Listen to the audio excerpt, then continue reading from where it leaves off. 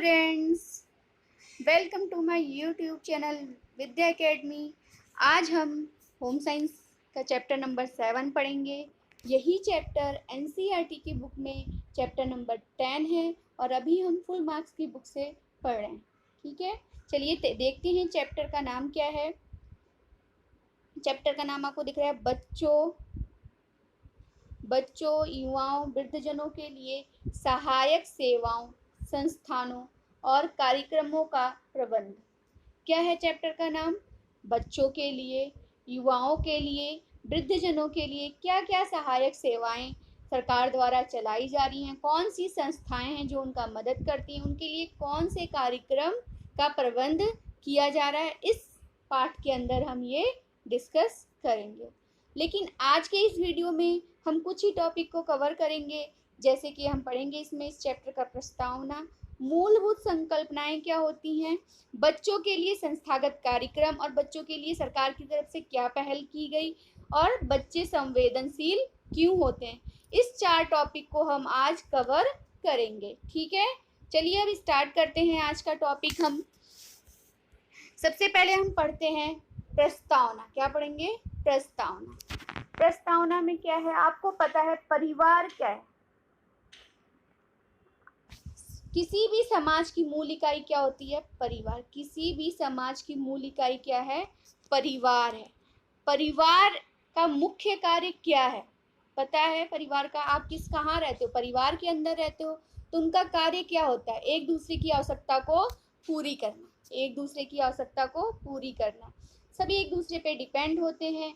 आप क्या है, घर वाले, आपके पेरेंट्स आपके कमा के जॉब करके पैसे लेके नहीं आएंगे तो आप स्कूल कैसे आओगे, पढ़ाई कैसे करोगे, बुक्स कैसे लेके आओगे? आप किस पे डिपेंड हो? अपने पेरेंट्स पे डिपेंड हो, अपने परिवार पे डिपेंड हो। तो घर में विभिन्न परिवार के विभिन्न विभिन्न सदस्य एज के लोग रहते हैं। परिवार के सदस्यों में कौन कौन रहता है? माता पिता, विभिन्न आयु के बच्चे, दादा दादी, नाना नानी, ये सब भी परिवार के अंदर एक रहते हैं। समझे? समाज की मूल इकाई क्या होती है? परिवार। क्या है? परिवार समाज की एक मूल इकाई है। परिवार से ही आगे आप सब कुछ स्टार्ट आपका होता है। चलिए अब देख लेते हैं इसके महत्व क्या है। परिवार के महत्व क्या है? जीवन चक्र महत्व पढ़ोगे। जीवन चक्र के विभिन्न चरणों में परिवार की संरचना भिन्न भिन्न होती है। सभी की फैमिली क्या है? अलग अलग होती है। एक जैसे सभी के घरों में क्या 4-4 मेंबर होते हैं? नहीं, अलग अलग हैं। किसी की फैमिली में 5 मेंबर हैं तो किसी के में 6 हैं, किसी में बच्चे ज़्यादा हैं तो किसी में बड़े ज़्यादा हैं। ऐसे अलग अलग परिवार होते हैं। संरचनाएं सबकी क्या होती हैं? भिन्न भिन्न होती हैं। एवं सदस्यों का सहयोग भी भिन्न भिन्न होता है। कोई कुछ कर रहा है घर में, क्या पता कोई कुछ करने वाला ही ना हो, कोई जॉब करने वाला हो किसी के घर में, किसी के करने में कोई जॉब करने वाला ना हो। तो सभी के घरों में सदस्यों का सहयोग भी क्या होता है? अलग अलग होता है। अलग अलग सहयोग जितना जिससे होता है वो सहयोग करता है। परिवार का जो मेन मुखिया होता है, जो आपके घर का हेड होता है, जैसे कि आपके पापा या आपके दादाजी होते हैं, क्या काम होता है उनका क्या कार्य है? सबकी आवश्यकता को पूरा करना। क्या कार्य है उनका? सबकी आवश्यकता को पूरा करना। चाहे वो छोटे हों चाहे बड़े हों, वो सबकी आवश्यकता को पूरा करेंगे। परंतु कई बार ऐसा हो जाता है कि वो खुद भी असमर्थ हो जाते हैं परिवार की आवश्यकताओं को पूरा करने में। जैसे कि आपने इस समय देखा, ये कौन सा समय चल रहा था? कोरोना का समय चल रहा था। सभी का कार्य क्या हो गया था? कुछ समय के लिए बंद हो गया था। ऐसे में लोगों के घरों में दिक्कतें आ गई, कई लोगों की आवश्यकताएं पूरी नहीं हो पाई, खाना भोजन भी समय से नहीं मिल पाया। तो यही होता है कि कभी कभी हमारी आवश्यकताएं भी समय से पूरी नहीं हो पाती हैं। प्रत्येक समुदाय अपने सदस्यों की विशेष आवश्यकताओं की पूर्ति के लिए क्या है? समुदाय क्या कर रहा है? आवश्यकताओं की पूर्ति के लिए क्या करता है? विद्यालय, अस्पतालों, विश्वविद्यालय, प्रशिक्षण केंद्र, मनोरंजन केंद्र आदि का निर्माण करता है। समुदाय ने तो इन चीजों का निर्माण कर दिया, लेकिन कुछ फैमिली ऐसी होती हैं कि बहुत लोअर इनकम वाली जो होती हैं, परंतु गरीब फैमिली, वो इन सुविधाओं का भी लाभ नहीं उठा पाते हैं। जो बहुत गरीब फैमिली होती हैं वो इन सुविधाओं का भी, जो सुविधा है आपकी, कौन सी सुविधा है? स्कूल की, हॉस्पिटल की, विश्वविद्यालय की, सिनेमा हॉल, ये इन सेवाओं का भी लाभ उठाने में असमर्थ होते हैं। उनके पास इतना इनकम नहीं होता है कि वो स्कूल जाएं या दवा कराने जाएं, कॉलेज में जाएं या मूवी देखने जाएं। तो ये क्या होते हैं, इनके सेवाओं का लाभ नहीं उठा पाते। इसके अतिरिक्त अनेक कारणों से भी कई बार बच्चे युवा वृद्धजन अपने परिवार से अलग हो जाते हैं। कब हो जाते हैं, जैसे कुछ पेरेंट्स हो गए जॉब करने के लिए बाहर चले गए, जो गांव में होते हैं वो बाहर चले गए, तो ऐसे में वो क्या होता है, जब ज्वाइंट फैमिली के अंदर रहते हैं लेकिन कुछ समय बाद क्या होता है, उनके पापा को जब बाहर जाना पड़ता है वो तो अपनी फैमिली से अलग हो जाते हैं। ऐसे में जीवन यापन के लिए आवश्यकताओं को स्वयं ही पूरा करना पड़ता है। ऐसे में लोगों के सामने कठिनाइयां भी आ जाती हैं, जो कि इस समय आई थी। जो लोग घर छोड़ के अपना बाहर जॉब करने आए थे शहर में, और कोरोना के कारण वो जॉब उनकी छूट गई और उनको खाने पीने के दिक्कत आ गई, जिसकी वजह से वो अपने अपने गांवों में वापस लौट गए। ऐसे परिवारों एवं सदस्यों के लिए सरकार एवं समाज अपना दायित्व पूरा करने के लिए आगे आते हैं। अब ऐसी फैमिली के लिए जो अपना भोजन भी पूरा नहीं कर पा रहे हैं, उनके पास इतनी इनकम नहीं है, उसके लिए सरकार ने, समाज ने बहुत सारे दायित्व पूरा करने के लिए आगे आते हैं।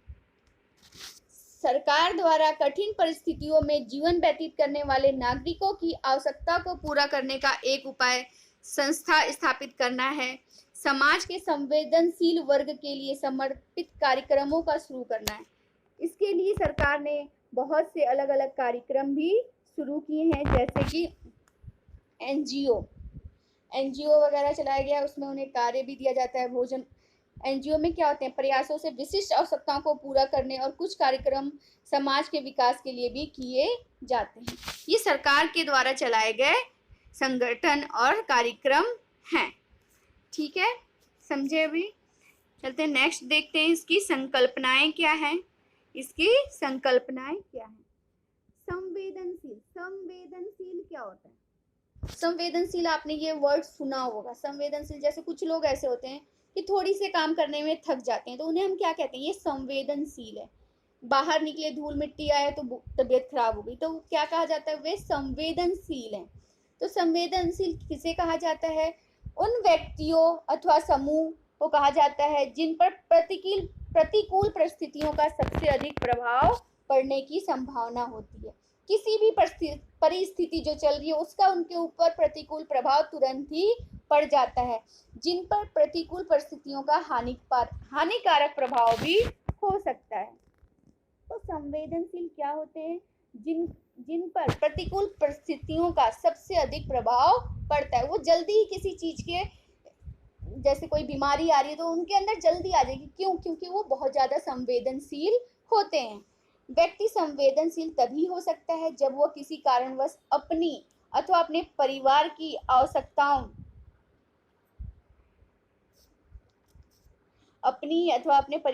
आवश्यकताओं को पूरा करने में असमर्थ होता है। कब संवेदनशील हो जाता है? जब वो अपनी और अपनी परिवार की आवश्यकताओं को पूरी नहीं कर पाता। इस कारण से भी व्यक्ति संवेदनशील हो जाता है।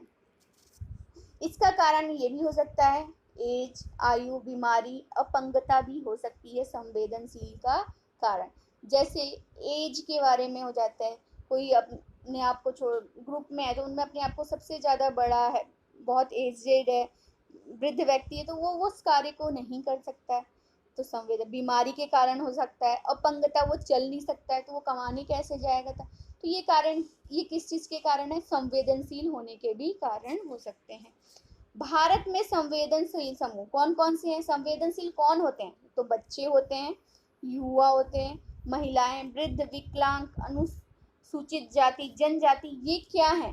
संवेदनशील समूह है। ये बहुत जल्दी संवेदनशील हो जाते हैं। इस अध्याय में हम पढ़ेंगे कि बच्चों, युवाओं और वृद्धजनों को क्या संवेदनशील बनाता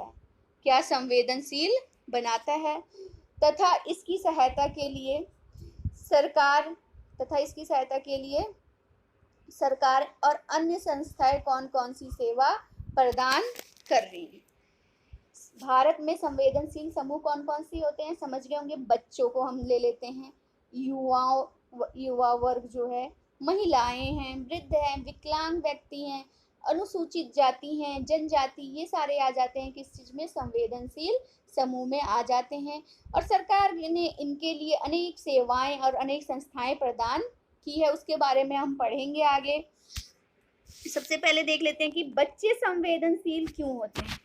बच्चे संवेदनशील क्यों होते हैं, क्यों होते हैं बच्चे संवेदनशील, इसके क्या कारण हो सकते हैं, क्या कारण हो सकते हैं। बाल्यावस्था में सभी क्षेत्रों में विकास तीव्र गति से होता है। बाल्यावस्था जो एज होती है आपकी 3 से लेके कितने वर्ष तक, 10 वर्ष तक होती है जो।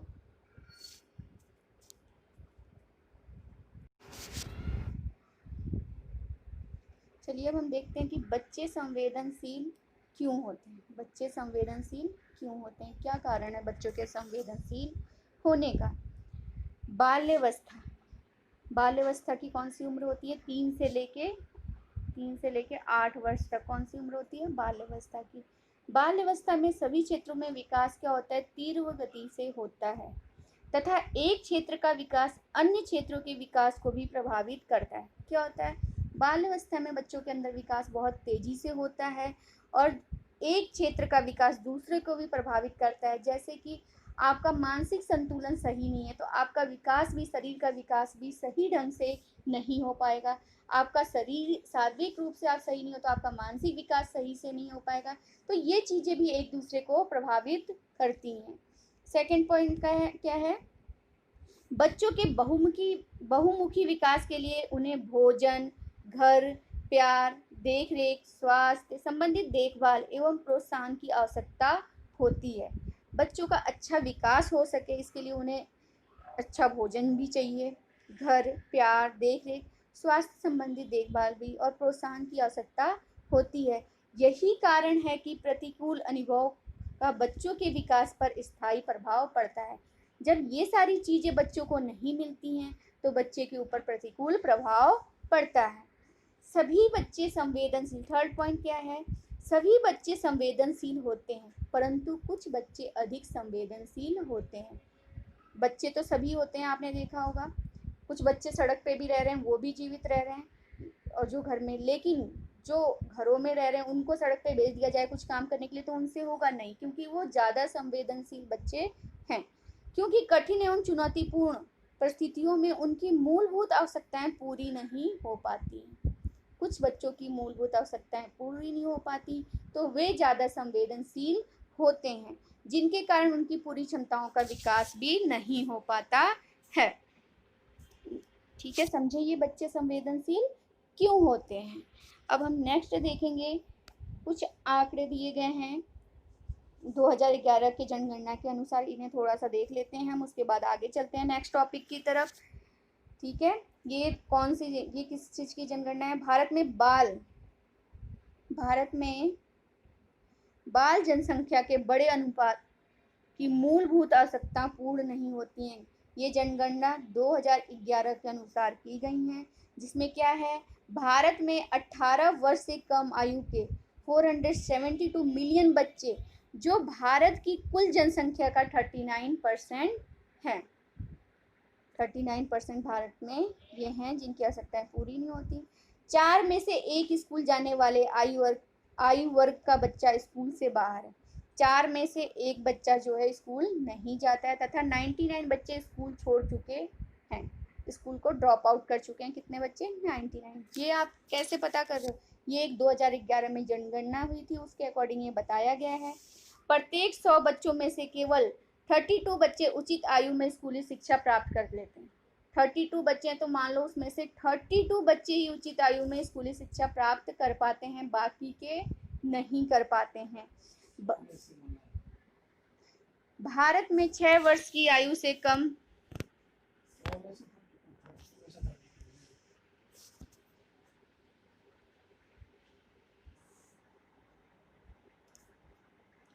नेक्स्ट है, भारत में 6 वर्ष की आयु से कम 19.8 बच्चे अल्प पोषण का शिकार हैं, जिन्हें सही तरीके से पोषण युक्त भोजन नहीं मिल पाता।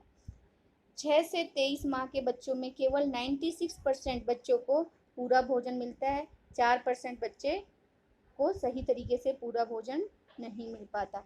5 से 14 वर्ष की आयु वर्ग के लिए 10.13 बाल मजदूरी करते हैं। इतने बच्चे 5 से 14 वर्ष के, इतने बच्चे 100 में से इतने % बच्चे क्या करते हैं, बाल मजदूरी करते हैं। प्रतिदिन लगभग 150 बच्चे लापता भी होते हैं। कोई उठा ले जाता है, गायब कर देते हैं काम के लिए, मजदूरी के लिए। पिछले 10 वर्षों में बच्चों के विरुद्ध अपराध 5 गुना बढ़ गए। पिछले इस 10 वर्षों में और भी अपराध 5 गुना अधिक हो गए हैं। ठीक है, ये क्या थे, 2011 के जनगणना के अनुसार कुछ दिए गए थे, ये हमने आपको बता दिया। चलिए हम नेक्स्ट देखते हैं क्या है। अब क्या है, जो बच्चे कठिन परिस्थितियों में रहते हैं, जो बच्चे कठिन परिस्थितियों में रहते हैं, जिनका विशेष देखभाल नहीं हो पाता है एवं संरक्षण की आवश्यकता होती है, प्राय उचित देखभाल एवं संरक्षण के अभाव में ये बच्चे क्या हो जाते हैं, कानून का उल्लंघन करते हैं या कोई गलत सामाजिक गतिविधियां करना शुरू कर देते हैं। कब, जब इनको जो चाहते हैं वो चीज़ें पूरी नहीं हो पाती, इनका सही से देखभाल नहीं होता, तो ये कानून का उल्लंघन करना शुरू कर देते हैं या गैर सामाजिक गतिविधियां करना शुरू कर देते हैं। इनके लिए भी भारत संविधान के अधीन यह सुनिश्चित करने के लिए बालकों को सभी आवश्यकताओं को पूरा किया जाए और उनकी मूलभूत मानव अधिकारों की पूर्णतः सुरक्षा की जाए, शक्तियां प्रदान की गई हैं और कर्तव्य अधिरोपित किया गया है। किसकी तरफ से, भारतीय संविधान की तरफ से इनके लिए, इनकी आवश्यकताओं को पूरी करने के लिए और मूलभूत मानव अधिकार की पूर्णतः सुरक्षा की जाए, इसके लिए शक्तियां प्रदान की गई हैं।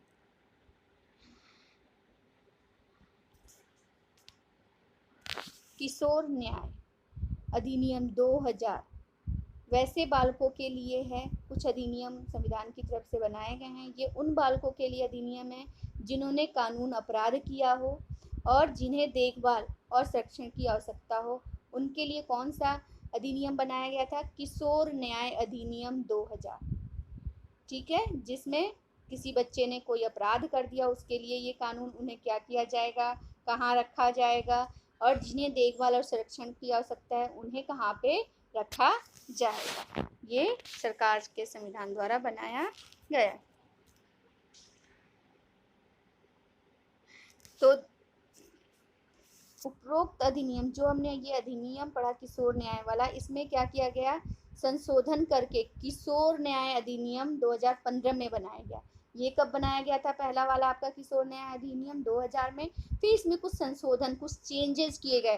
कब, 2015 में। क्या चेंजेस किए गए थे कि इस अधिनियम जघन्य अपराधों में लिप्त 16 से 18 वर्ष की आयु के बच्चे के बीच के किशोरों पर बालिकों के समान मुकदमा चलाने की अनुमति देता है। साथ ही कोई भी 16 से 18 वर्षीय जुवेनाइल जिसने कम जघन्य अर्थात गंभीर अपराध किया हो, उसके ऊपर बालिक के समान केवल तभी मुकदमा चलाया जाएगा जब उसे 21 वर्ष की आयु के बाद पकड़ा गया हो। पहले 18 वर्ष में यदि उसने किया है, लेकिन उसे कब अपराध सुनाया जाएगा, 21 वर्ष की आयु के बाद जब उसे पकड़ा गया हो। ये उसमें संशोधन किया गया था।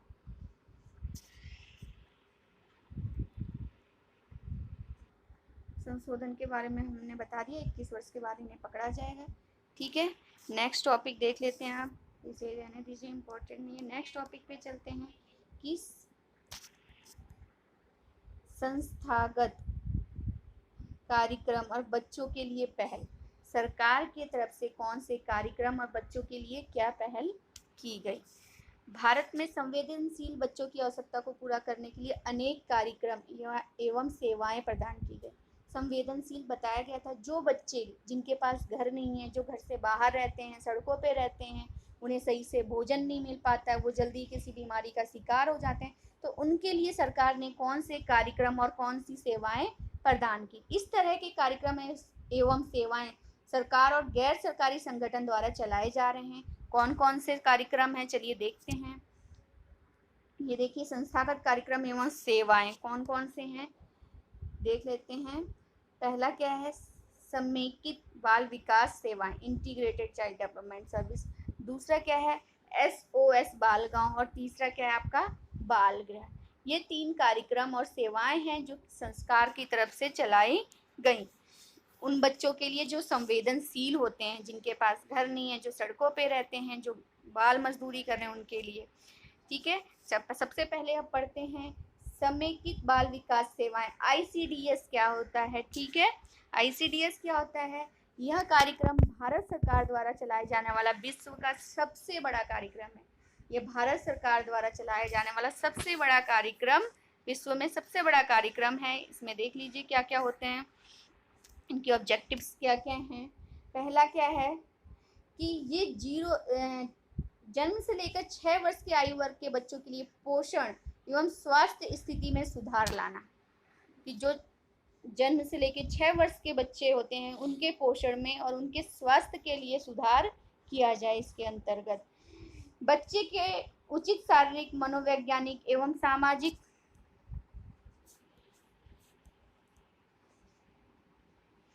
एवं नेक्स्ट क्या है, बच्चे के उचित शारीरिक, मनोवैज्ञानिक एवं सामाजिक विकास की नींव रखना। कौन ये कर रहा है? ICDS। मृत्यु दर, रोग, कुपोषण एवं स्कूल छोड़ने वाले बच्चों की घटनाओं को कम करने के लिए प्रयास करना। इसमें सरकार क्या कर रही है? जो मृत्यु दर है या कुपोषण के शिकार वाले बच्चे हैं या जो बच्चे स्कूल छोड़ दे रहे हैं, उनके लिए बच्चों की घटनाओं को कम करने के लिए प्रयास कर रही है। इसमें सरकार इन्हें क्या कर रही है, कैसे भी अलग अलग संस्था चला रही है स्कूल भेजने के लिए या कुपोषण के लिए घरों पे दवाइयाँ या जो चीज़ें हैं उन्हें पहुंचा रही है। बाल विकास को बढ़ावा देने के लिए विभिन्न विभागों के बीच नीति कार्यान्वयन के लिए प्रभावी समन्वय,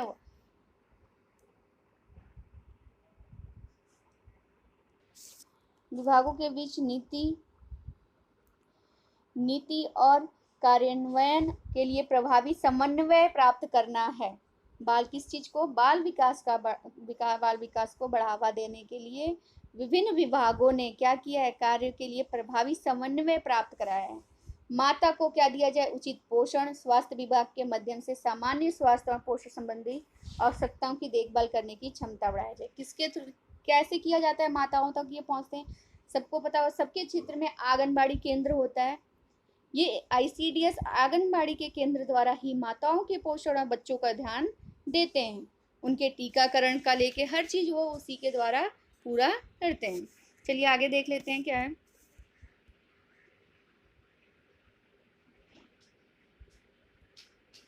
इसमें किसको लाभ मिलता है? ICDS के अंतर्गत किसको लाभ मिलता है? जन्म से लेके 6 वर्ष तक के आयु वर्ग के बच्चों के लिए लाभ है, गर्भवती महिलाओं के लिए है, स्तनपान कराने वाली माताओं के लिए। इसमें क्या होता है, जो जन्म से लेके 6 वर्ष के बच्चे होते हैं उनका टीकाकरण इसमें मुफ्त होता है। जाते हैं बच्चे, माताएं जाती हैं बच्चों के लेकर वहाँ से टीकाकरण या उनके खाने के लिए जो भी पोषण युक्त चीज़ें हैं वहाँ से इन्हें मिलती हैं। गर्भवती महिलाओं के लिए दवाइयाँ मिलती हैं और पोषण की चीज़ें, और स्तनपान कराने वाले माताओं के लिए भी है। क्या सेवाएं होती हैं इसके अंतर्गत? देख लीजिए, सेवाएं भी दी गई हैं। पूरक पोषण आहार मिलता है, इनका स्वास्थ्य जांच किया जाता है। पूर्व स्कूल और गैर औपचारिक शिक्षा भी यहीं पे मिलती है, आंगनबाड़ी में मिलती है ना, बच्चे पढ़ने भी जाते हैं वहाँ पे। पोषण एवं स्वास्थ्य शिक्षा, पोषण के बारे में इनको जागरूक किया जाता है, इनके स्वास्थ्य रिलेटेड इन्हें बताया जाता है स्वास्थ्य के बारे में। प्रतिरक्षा, इन्हें टीकाकरण जो इनका होता है, इम्यून सिस्टम इनको बढ़ाने के लिए किया जाता है। परामर्श सेवाएं भी इन्हें दी जाती हैं, जो इनके लिए सेवाएं होती हैं वो भी इन तक पहुंचाई जाती हैं। देख लीजिए ये लिखा भी है, समेकित बाल विकास सेवाएं आंगनबाड़ी देख रेख केंद्र द्वारा दी जाती हैं। ये सारी सेवाएं मिलती तो हैं, लेकिन किसके कैसे मिल पाती हैं? गवर्नमेंट को क्या पता कि किनके घर में कि गर्भवती महिला है या स्तनपान, ये सब कैसे होता है? ये आंगनबाड़ी केंद्र होता है, उनके अंदर ये जनगणना करती रहती हैं, उन्हें पता चलता है, वहाँ पे जाके लेडीज अपनी सारी आवश्यकताएं की चीज़ें ले सकती हैं। ठीक है, चलिए अब आगे देखते हैं। ये हमारा पहला था, कौन सा था?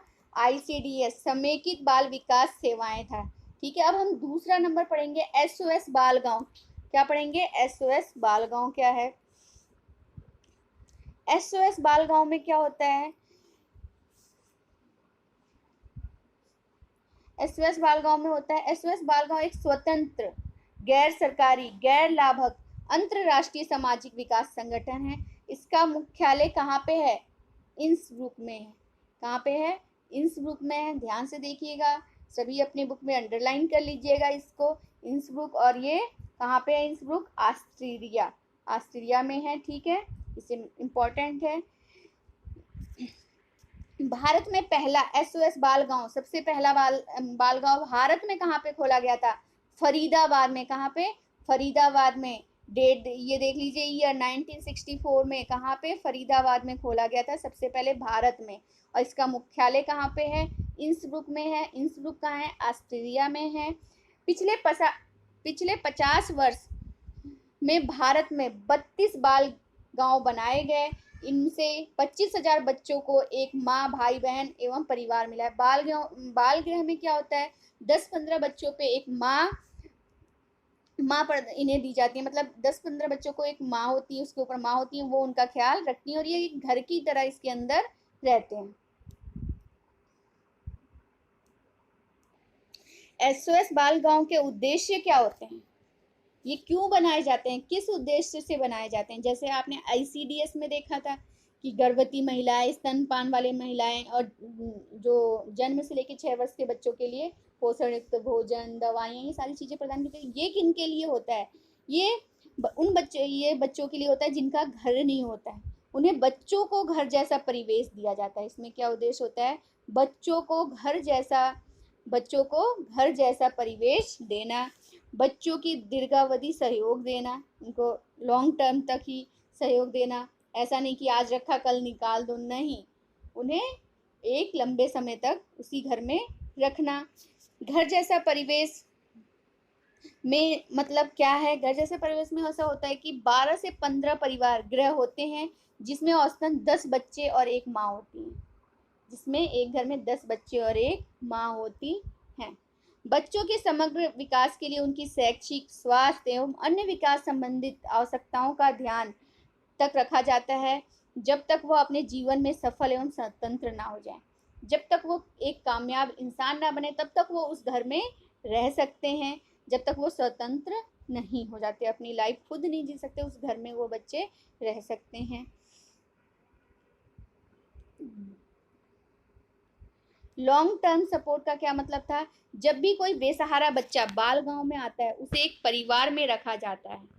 दीर्घावधि का सहयोग का मतलब क्या है?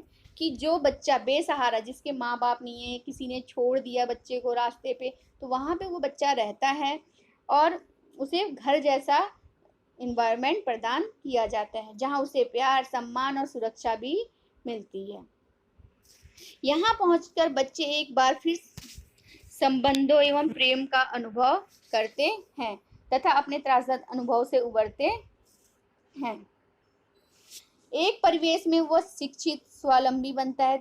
यहाँ 24 वर्ष की आयु तक करियर बनाने और अपने पैरों पर खड़ा होने तक मदद और आश्रय दिया जाता है। कब तक? 24 वर्ष का बच्चा हो गया तो वो अपने पैर पे खड़ा हो सकता है, मीन्स वो जॉब के लायक हो चुका है, तो अब तक उन्हें वहाँ पे आश्रय दिया जाता है। यहाँ के बच्चे अच्छी अच्छी नौकरियां में जाने के बाद भी माँ से संबंध रखते हैं। माँ बाद में दादी और नानी माँ बन जाती हैं, वही माँ बाद में उनकी दादी नानी माँ भी बन जाती हैं। वो नौकरियां करने के बाद भी अपने उन माँ से संपर्क में रहते हैं।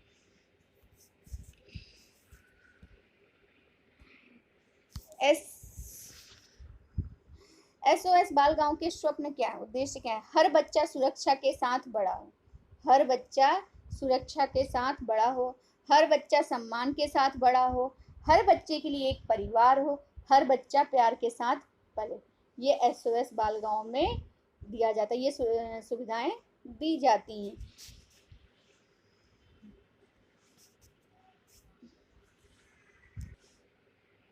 ठीक है, एसओएस बाल गांव पढ़ लिया।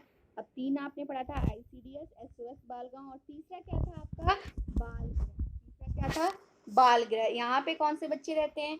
विभिन्न कारणों से राज्य की देखरेख में 3 से 18 वर्ष, और एसओएस में क्या थे? 24 वर्ष तक, जब तक वो अपने पैरों पे खड़े नहीं हो जाते। इसमें क्या है? 3 से 18 वर्ष के बच्चों के लिए सरकार द्वारा बाल गृह चलाए जाते हैं। ये बाल गृह भी कितने प्रकार के होते हैं? 3 प्रकार के होते हैं: प्रेक्षण गृह, विशेष गृह, किशोर बाल गृह। तीन प्रकार के होते हैं, प्रेक्षण, विशेष और किशोर। प्रेक्षण में क्या होता है कि गृह में बच्चे को अस्थायी रूप से तब तक रखा जाता है जब तक उसके माता पिता अथवा परिवार की पृष्ठभूमि की जानकारी नहीं मिलती। प्रेक्षण गृह में बच्चों को ऑब्जर्वेशन जो होम होता है तब तक रखा जाता है जब तक कि उस बच्चे के माँ बाप की जानकारी, जैसे बच्चा कोई खो गया, रास्ते में मिला, तो वहाँ उसी गृह में, बाल गृह में, प्रेक्षण गृह में लाके रखा जाता है। और वो तब तक रखा जाता है जब तक उसके माता पिता की कोई जानकारी नहीं मिलती है। बच्चे को जांच के दौरान सुरक्षित रखने एवं कानूनी सहायता के लिए प्रेक्षण गृह में रखा जाता है। प्रेक्षण गृह में बच्चे के लिए उसकी पारिवारिक पृष्ठभूमि, आवश्यकताएं, रुचियों के अनुसार एक सुरक्षा योजना तैयार की जाती है। प्रेक्षण गृह में बच्चे को 4 माह से अधिक नहीं रखा जाता। 4 माह, जैसे उन बच्चों को लाया जाता है जो खो गए, जिनका घर वर नहीं है, माँ बाप से अलग हो चुके हैं, उनको लाया जाता है। और जब तक पता नहीं लगता उनके माता पिता का तब तक उसमें, और इसकी लिमिट है 4 माह तक उसमें रखा जाता है। ये क्या था, प्रेक्षण गृह। ठीक है, दूसरा क्या है, विशेष गृह। विशेष गृह में किन बच्चों को रखा जाता है? विशेष गृह में उन्हें रखा जाता है जो गृह में कानून का उल्लंघन करने और 18 वर्ष से कम आयु के बच्चों को हिरासती देखरेख में रखा जाता है। विशेष गृह में उनको रखा जाता है जो सामाजिक उल्लंघन करते हैं, कानूनी उल्लंघन करते हैं, और उनकी एज क्या होती है, 18 वर्ष से कम होती है, तो पहले उन्हें विशेष गृह में रखा जाता है। विशेष गृह में बच्चे को सुधारात्मक सेवाओं जैसे शिक्षा, कौशल विकास, व्यवहार परिवर्तन, चिकित्सा अथवा मानसिक सहयोग के लिए भी अवसर प्रदान किए जाते हैं। उन्हें शिक्षा भी दिया जाता है, कौशल विकास, मतलब उन्हें सुधरने का मौका भी दिया जाता है। विशेष गृह में इस बात का विशेष ध्यान रखा जाता है कि बच्चे अपनी जिम्मेदारी को समझें, अपने आप को बदलने के लिए तैयार एवं उत्साहित हैं। उन्होंने गलत काम किया है, वो इस चीज को समझे, और इस बात का विशेष ध्यान दिया जाता है इस गृह में कि वो अपनी जिम्मेदारी को समझे और अपने आप को बदलने के लिए तैयार रहें। इसमें कौन से गृह में, विशेष गृह में किन बच्चों को, स्पेशल बच्चों को रखा जाता है जो किसी चीज का, कानून का उल्लंघन करते हैं। यहाँ बच्चे को अपने परिवार एवं समाज में पुनः एकीकरण के लिए तैयार करते हैं तथा ऐसी योजना बनाते हैं कि वो दोबारा कोई अपराध ना करें। उन्हें इस तरीके की शिक्षा दी जाती है कि उन्हें आगे चल के फ्यूचर में कोई दोबारा अपराध नहीं करना चाहिए। इस गृह में बच्चों को 3 वर्ष से अधिक नहीं रखा जाता। कितने वर्ष तक रखा जाता है? 3 वर्ष तक। किसमें? विशेष गृह में। और प्रेक्षण में क्या था? 4 माह तक रखा जाता था। और इससे पहले आपने SOS बाल गाँव तक पढ़ा था, उसमें आपको पढ़ा था 24, जब तक बच्चा पैर पे नहीं खड़ा हो जाता। अब इसी में था आपका तीसरा, किशोर बाल गृह। क्या था? किशोर बाल गृह। किशोर बाल गृह में क्या है? किशोर बाल गृह में उन बच्चों को रखा जाता है जिनके परिवार का पता नहीं चल पाता, जिनको अपने परिवार का ही नहीं पता होता है, अभिभावक अस्वस्थ होते हैं या नहीं होते हैं, परिवार उन्हें वापस नहीं ले जाना चाहते, उन्हें किस घर में रखा जाता है? बाल गृह में रखा जाता है। सरकार पर उनके रहने खाने, सरकार पर उनके रहने